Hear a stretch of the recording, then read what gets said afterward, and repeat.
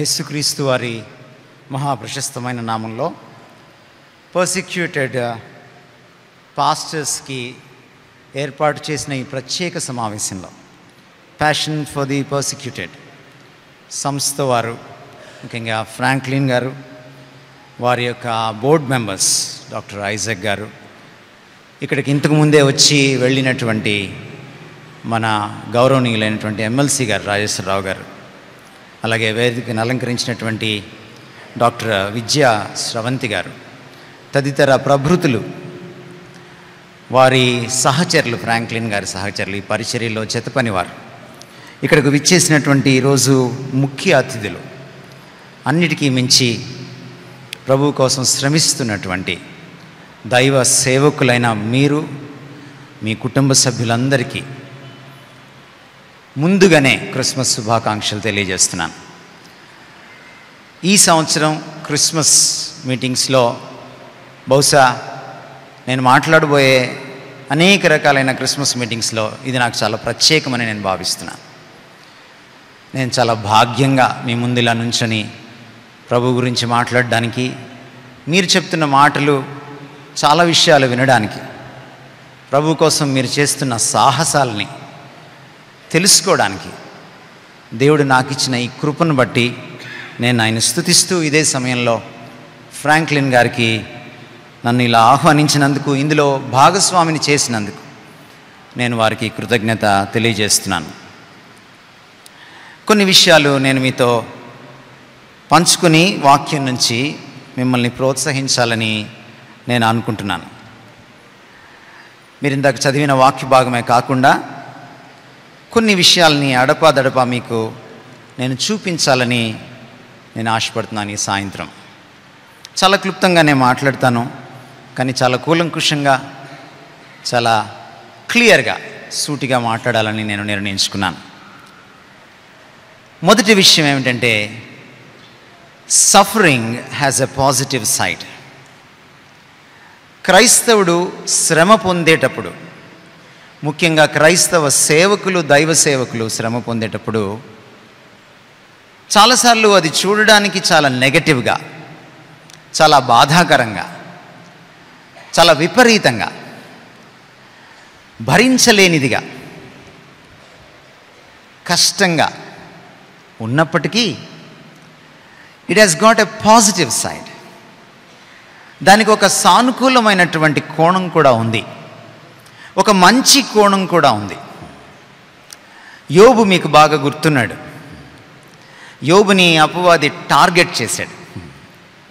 దేవునితో సవాలు విసిరి దేవుని దగ్గర నుంచి అతని ప్రాణాన్ని తప్ప మిగిలినంతా నాశనం చేయడానికి అనుమతి పొంది వచ్చిన తర్వాత, బహుశా యోబు చనిపోయే నాటికి యోబుకి ఇదంతా ఎందుకు జరిగిందో కూడా తెలియదు. మనం పుస్తకం చదువుతున్నాం కాబట్టి, దేవుడు రాయించాడు కాబట్టి మనకు తెలుసు. ఎందుకు ఇదంతా జరిగిందో అడగాలనుకున్నాడు యోబు దేవుణ్ణి, కానీ ఆ అవకాశం కూడా దొరకలా. చాలా ప్రశ్నలు రాసుకున్నాడు ఆయన కనపడితే అడగాలని. పాపం ఆయన వచ్చి చాలా ప్రశ్నలు అడిగేశాడు ఈయన్ని. ఇంకా ఈయనేమి అడగదలుచుకోలేదు. కానీ యోబు 2వ అధ్యాయం మీరు చదివితే, ఆయన భార్య ఆయనకు సహకరించాల్సింది పోనిచ్చి ఒక అద్భుతమైన ఐడియా ఇచ్చింది ఆయనకి. ఏమిటంటే, అటు ఆత్మహత్య కాకుండా ఇటు హత్య కాకుండా చచ్చిపోయే ఐడియా. ఏమందంటే, దేవుణ్ణి దూషించి చచ్చిపోరాదు అంది. నువ్వు ఇంకా నమ్మకంగా ఉంటావా అంది. శ్రమ చాలాసార్లు ఏం చేస్తుందంటే మనిషిని కృంగదీస్తుంది. నేను ఎందుకు ఇలా శ్రమించాలి, అందరూ బాగున్నారు కదా అనిపిస్తుంది. శ్రమ మనల్ని ఒంటరి వారిగా చేస్తుంది.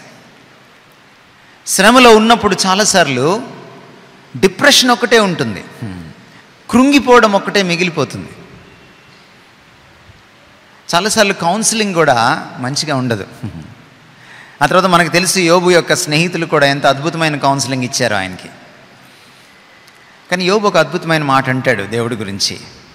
దేవుడి దగ్గర నుంచి ఎప్పుడు మంచి కోరాలా? ఆయన మనల్ని శిక్షించకూడదా? ఆయన మనల్ని హింసించకూడదా?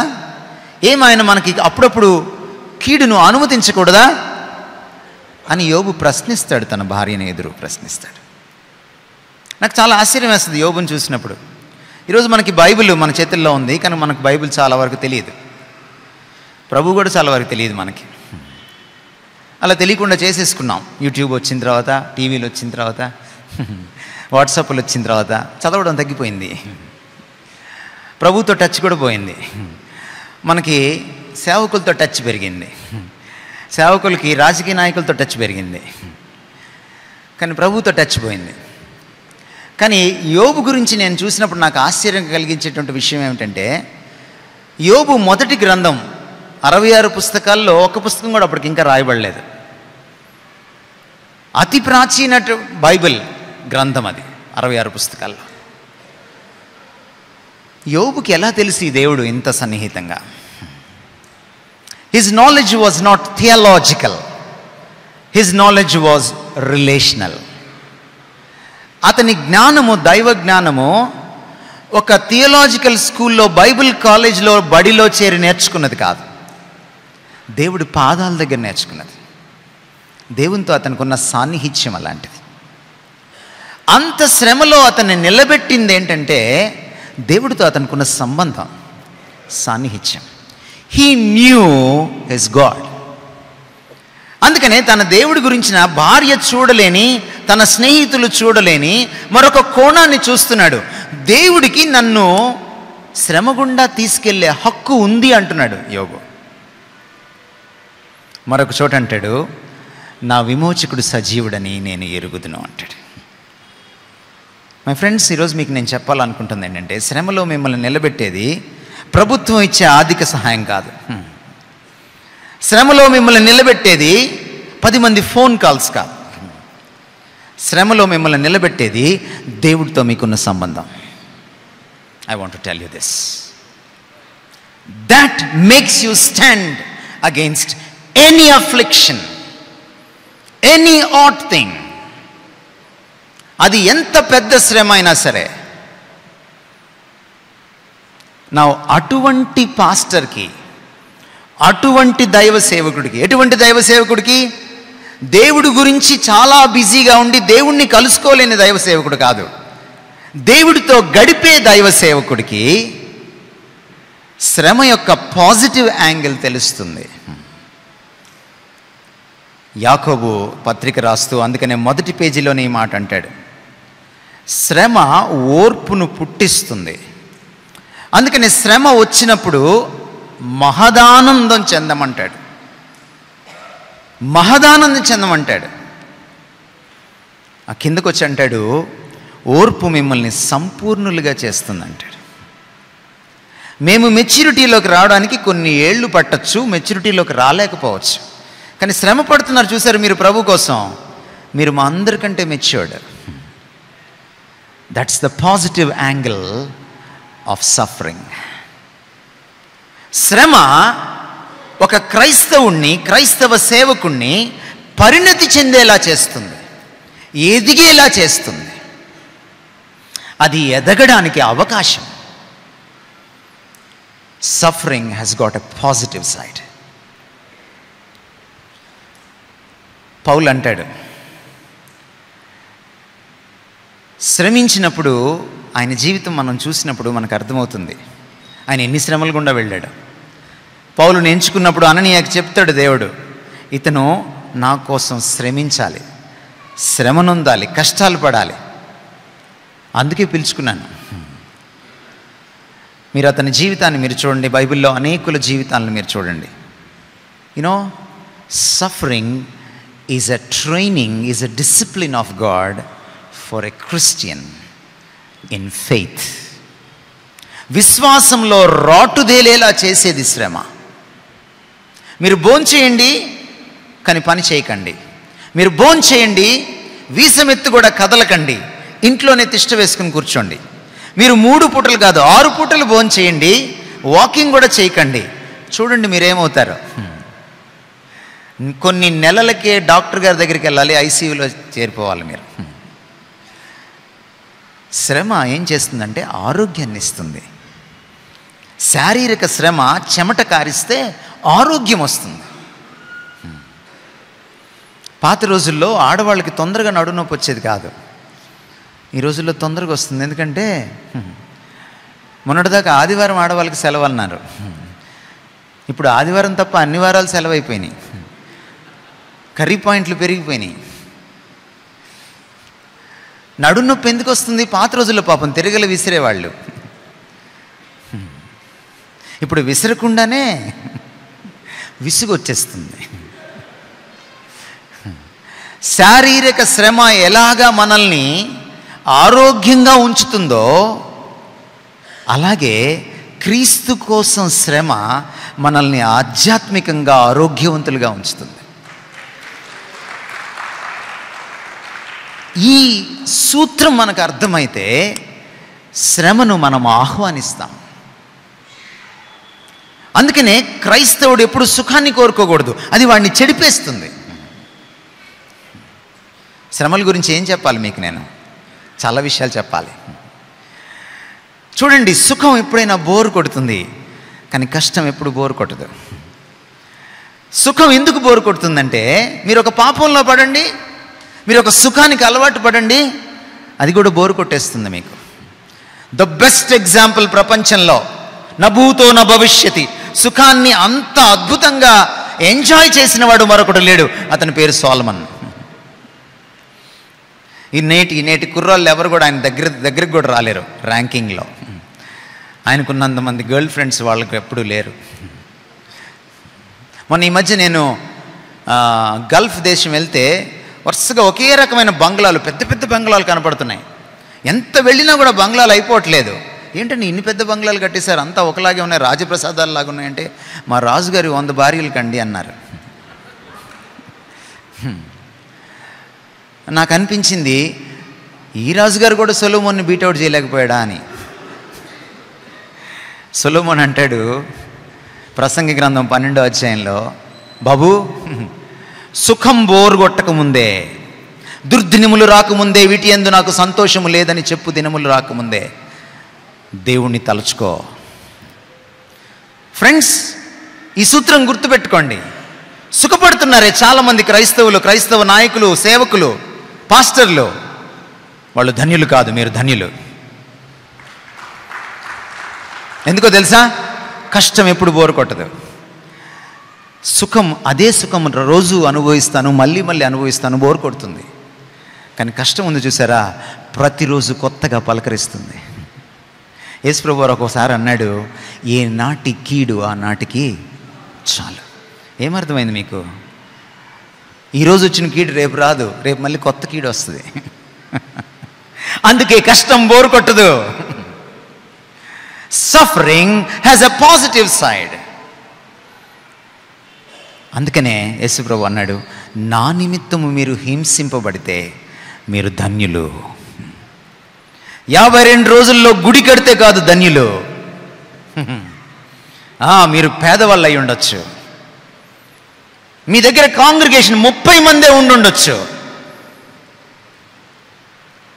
వాళ్ళని బీజేపీ వాళ్ళు తాకరు, మిమ్మల్ని తాకుతారు, ఎందుకంటే మీరు బలహీనులు కాబట్టి. కానీ బైబిల్ చెప్తుంది, ప్రభు చెప్పాడు, మీరు ధన్యులు, వాళ్ళు కాదు ధన్యులు.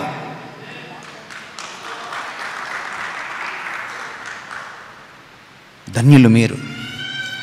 నా నిమిత్తము బిఎండబ్ల్యూలో తిరిగేవాడు ధన్యుడు కాదు. నా నిమిత్తము వెనక బ్యాక్గ్రౌండ్లు రోజుకొకటి మార్చేవాడు ధన్యుడు కాదు. నా పేరు చెప్పుకొని గన్మెన్లను పెట్టుకునేవాడు ధన్యుడు కాదు. కానీ మీరు ధన్యులు.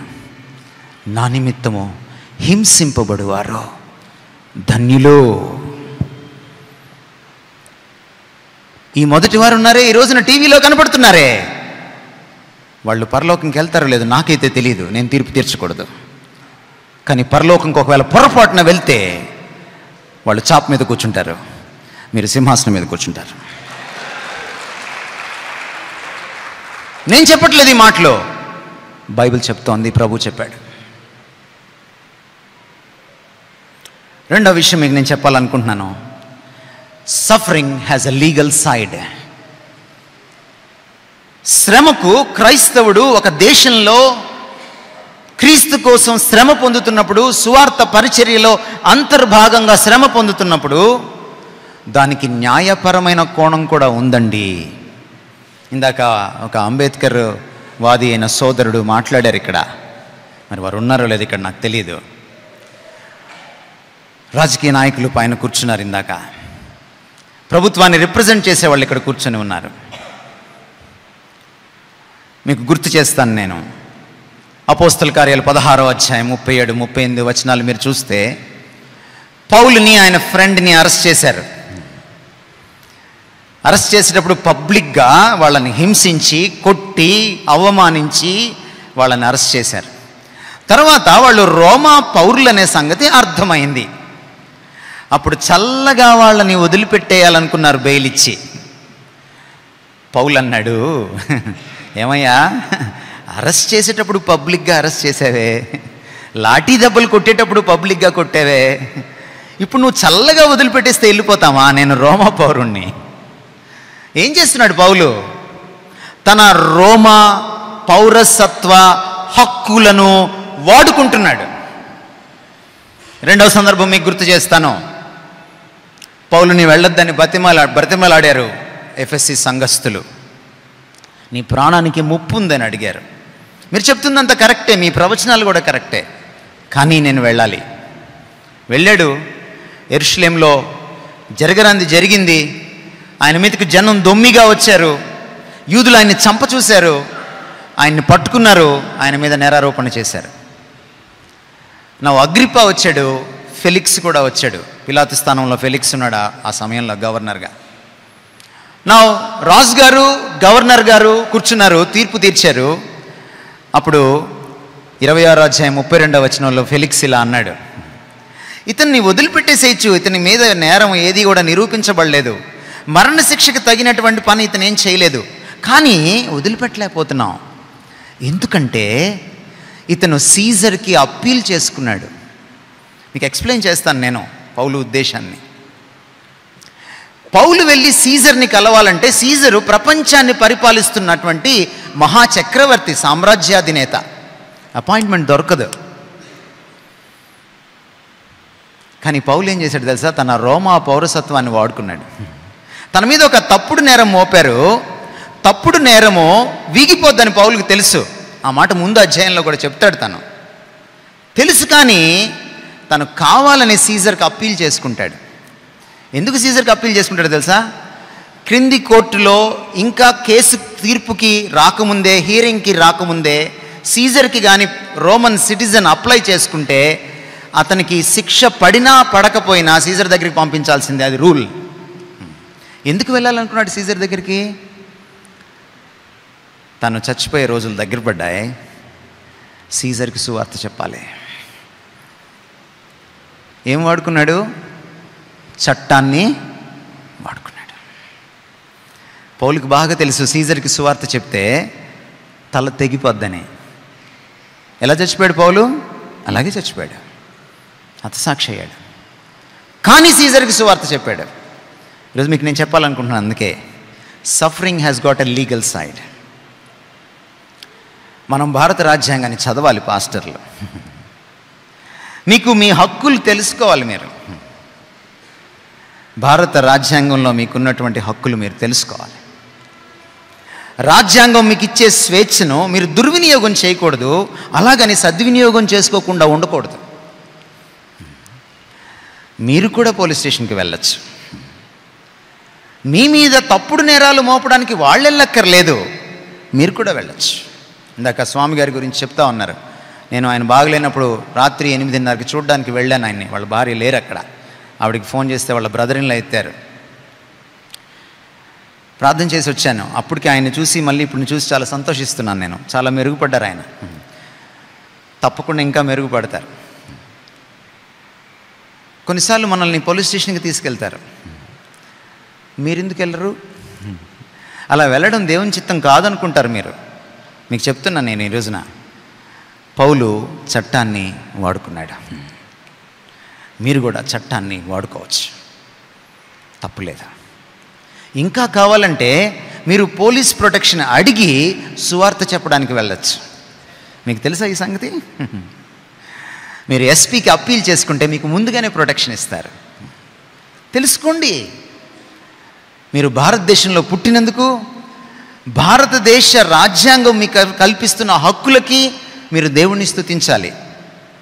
అంబేద్కర్ గారు రాజ్యాంగాన్ని రాయలా, ఆయన రాజ్యాంగాన్ని రూపకల్పన చేశాడు, కంపైలేషన్ చేశాడు. బ్రిటిష్, అమెరికన్, ఫ్రెంచ్ రకరకాల రాజ్యాంగాల్ని కూర్చాడు ఆయన. మీకు ఒక మాట చెప్పనా? భారతదేశంలో క్రైస్తవ మిషనరీలు స్కూళ్ళు పెట్టకుండా ఉంటే అంబేద్కర్ ఏంటి, జవహర్లాల్ నెహ్రూ, బాలగంగాధర్ తిలక్, మౌలానా అబ్దుల్ కలాం ఎవ్వరూ ఉండేవాళ్ళు కాదు. మహాత్మా గాంధీ చదువుకుని ఉండేవాడు కాదు. వెస్టర్న్ కంట్రీస్కి వెళ్ళి అంబేద్కర్ చదువుకోకపోతే క్రిస్టియన్ ఇన్స్టిట్యూషన్స్లో ఇవన్నీ అంబేద్కర్ గారికి తెలిసి ఉండేవి కాదు. అంబేద్కర్ గారు చాలా గొప్పవాళ్ళు, నేను ఆయన అభిమానిని. కానీ క్రైస్తవ మిషనరీలు అంబేద్కర్ గారి జ్ఞానానికి పునాది వేశారు. అమెరికన్ దేశంలో ఉన్న రాజ్యాంగం అంబేద్కర్ చదివాడు. సోషల్ స్టడీస్లో, హ్యుమానిటీస్లో ఒక ప్రశ్న ఉంటుంది, the constitution of India is a copy of British constitution, why explain అని. బ్రిటిష్ కాన్స్టిట్యూషన్ని ఎలా రాసుకున్నారు మీరు వెళ్ళి అడగండి, ఇదిగో ఇందులోంచి రాసుకున్నారు. అమెరికన్ కాన్స్టిట్యూషన్ ఎలా రాసుకున్నారు మీరు వెళ్ళి అడగండి, ఇందులోంచి రాసుకున్నారు. అమెరికన్ కాన్స్టిట్యూషన్లో 38% direct quotations from the book of Deuteronomy, ద్వితీయోపదేశకాండం నుంచి డైరెక్ట్గా తీసుకున్నారు 38%. ఈరోజు మీకు ఎందుకు చెప్తున్నానంటే ఈ మాటలు, చట్టం లౌకికమైంది కాదు, దేవుడు పెట్టాడు. అధికారులు ఎందుకున్నారు? రోమాపత్రిక 13వ అధ్యాయం 1వ వచనం నుంచి 6వ వచనం దాకా మీరు చదివితే అధికారములన్నీ ఆయన నుంచే వస్తాయి.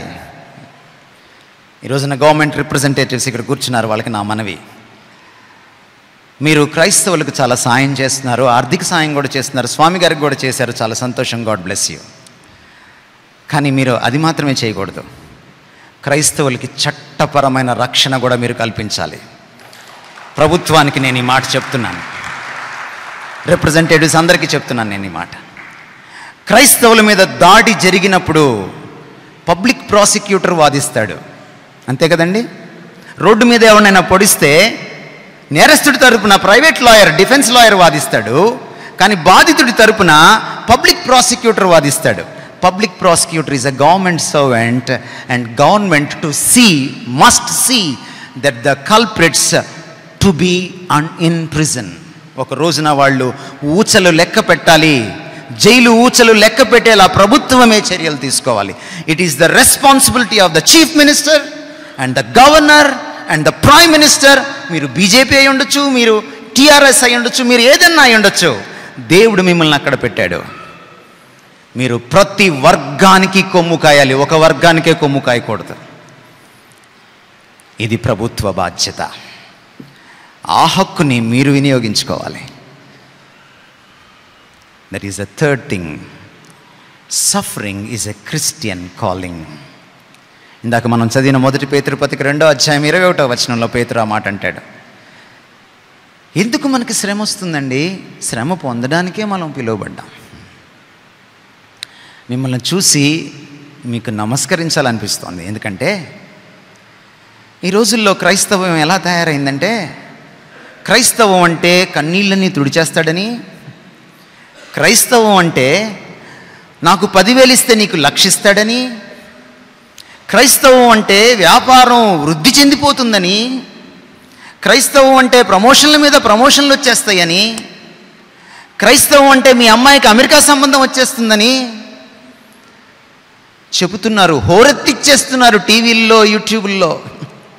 క్రైస్తవం అంటే ఒక్క శ్రమ కూడా రాదు, అసలు క్రైస్తవుడికి జ్వరం కూడా రాకూడదు అని చెప్పేస్తున్నారు అబద్ధాలు. ఇలాంటి క్రైస్తవం ఉన్న రోజుల్లో మీరు క్రీస్తు కోసం శ్రమ పడుతున్నారే, thank you so much, thank you so much. బైబిల్లో ఏమని చెప్పారంటే, ఇదిగో మీరు BMWలో తిరగడానికి మిమ్మల్ని పిలుస్తున్నాను అనలా, నా నిమిత్తం మీరు శ్రమ పొందడానికి మిమ్మల్ని పిలుస్తున్నాను అన్నాడు. యేసుప్రభు వారు పిలుపునిచ్చేటప్పుడు ఎలా పిలిచాడంటే, ఎవడైనాను నన్ను వెంబడింప కోరిన ఎడల వాడికి నేను BMW ఇస్తాను, 2 ఇస్తాను, వాడు 1 ఇంకొక స్పీకర్కి ఇవ్వచ్చు అని చెప్పలా.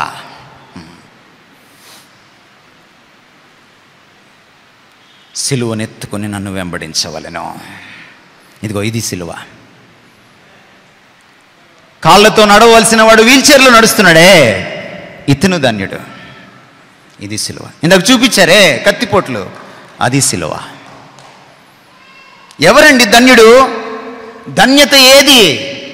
మంచి బట్టలు వేసుకోవడం కాదు ధన్యత, కారులో తిరగడం కాదు ధన్యత.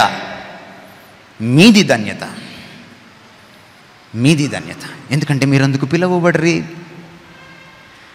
ఆ మాట అయిన తర్వాత పేతురు ఏమంటాడంటే, క్రీస్తు కూడా మన కొరకు మాదిరి ఉంచిపోయెను, ఆయన అడుగు జాడల్లో మనం నడవాలి. ఎందుకు మీరు శ్రమ పొందుతున్నారు? మంచి చేసినందుక, చెడు చేసినందుక? ఎవరిని కొట్టాలండి? ఎవరిని తన్నాలి? ఓ దొంగని తన్నాలి కదండి, ఓ వ్యభిచారిని తన్నాలి కదండి, ఆఫీస్లో లంచాలు తినేవాడిని తన్నాలి కదండి. నిజంగా ఆర్ఎస్ఎస్ వాళ్ళు, బీజేపీ వాళ్ళు, లేకపోతే ఇంకెవరైనా బజరంగ్ దళ్ వాళ్ళు దేశభక్తి పరులైతే ఎవరిని తంతారు? వాళ్ళు ఈ దేశాన్ని పాడు చేస్తున్నటువంటి లంచగొండులైన ఆఫీసర్లని తనాలి, అవినీతి పరులని తన్నాలి, ఆడవాళ్ళని రేప్ చేసే వాళ్ళని తన్నాలి కదండి. అరే తాగుబోతూ, యేసుప్రభులోకి రారా, నువ్వు తాగుడు మానేస్తావురా అని చెప్పినోని తంతారా? అది దేశభక్తా? అందుకని యేసుప్రభు అన్నాడు, మంచి చేయి చెడు ఎదురవుతుంది. అదే ఈ లోకం. నన్ను ఎవడైనా నువ్వు వెంబడింపగోరిన ఎడల సిలువనెత్తుకొని. మీరు ఎప్పుడైనా ఈ ప్రశ్న వేసుకున్నారా? ఎందుకు యేసుప్రభుని వెంబడిస్తే పూలబాట ఉండదు, ముళ్ళబాట ఉంటుంది? ఎందుకంటే ఈ లోకాంది పూలబాట, యేసుప్రభు బాట లోకానికి ఎదురు ఇదే బాట. My friends, I want to encourage you. మీరు ఎప్పుడైనా ఒక సెలయేటికి వెళ్ళి చూసారా? చేపలు సెలయేరులో కదలడం మీరు చూసారా? కొన్ని చేపలు కొట్టుకుపోతూ ఉంటాయి, కొన్ని చేపలు ఈదుతూ ఉంటాయి. చూసారా మీరు ఎప్పుడైనా? ఏ చేపలు కొట్టుకుపోతాయి? ఏ చేపలు కొట్టుకుపోతాయి? చచ్చిన చేపలు కొట్టుకుపోతాయి. ఏ చేపలు ప్రవాహానికి ఎదురు ఈదుతాయి?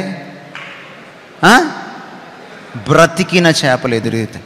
మీరు ఈ రోజున లోక ప్రవాహానికి ఎదురుతున్నారు కాబట్టి దెబ్బలు తింటున్నారు.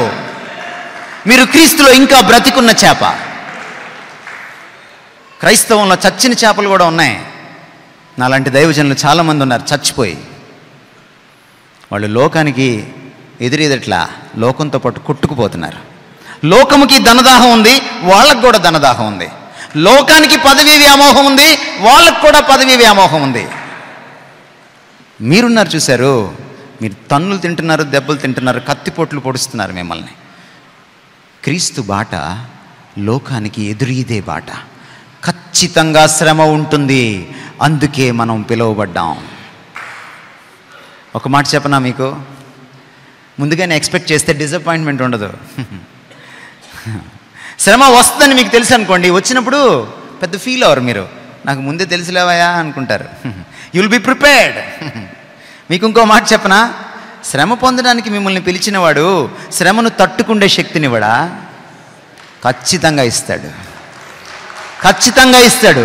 మన ప్రభువు నమ్మదగినవాడు. ఒకవేళ మిమ్మల్ని మరణానికి అప్పగిస్తే మరణం ద్వారా కూడా తాను మహిమ పొందడా? ఖచ్చితంగా మహిమ పొందుతాడు. ఎందుకని బాప్తిస్మిచ్చి యోహాన్ని విడిపించలేదు ఆయన? ఆయన అలా మహిమ పొందాలనుకున్నాడు. గ్రాహం స్టైన్స్ని వాళ్ళ పిల్లల్ని ఎందుకు విడిపించలేదు ఆయన? మీకు ఒక విషయం చెప్పనా? ఒక గ్రాహం స్టైన్స్ ఉన్నాడని ఒక వ్యక్తి 21వ శతాబ్దంలో కూడా క్రీస్తు కోసం హతసాక్షి కాగలడని ఆయన చచ్చిపోయేదాకా భారతదేశానికి తెలియదు. గ్రాహం స్టైన్స్ బ్రతికున్నప్పుడు కంటే ఆయన చచ్చిపోయినప్పుడు ఎక్కువ న్యూస్లోకి వచ్చాడు. ఆయన బ్రతికున్నప్పుడు కంటే ఆయన చచ్చిపోయినప్పుడు క్రీస్తు ఎక్కువ మహిమ పొందాడు. కొంతమందిని ఆయన తప్పించి మహిమ పొందుతాడు, కొంతమంది ఆయన మరణానికి అప్పగించి మహిమ పొందుతాడు.